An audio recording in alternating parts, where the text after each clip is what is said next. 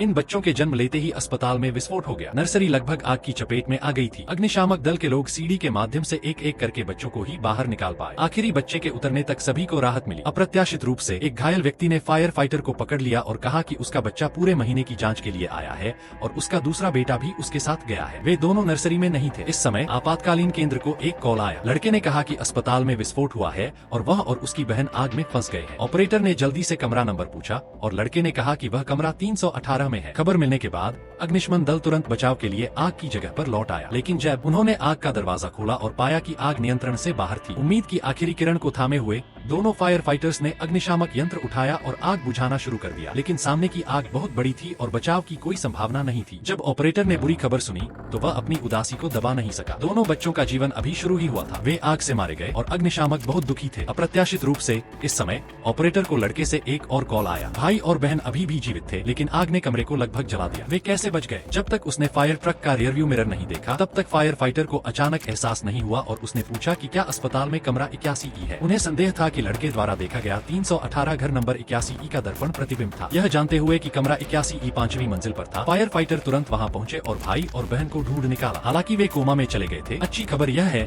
कि वे अभी भी जीवित थे। अग्निशामकों की सावधानी के कारण वे दो लोगों की जान बचाने में भाग्यशाली रहे।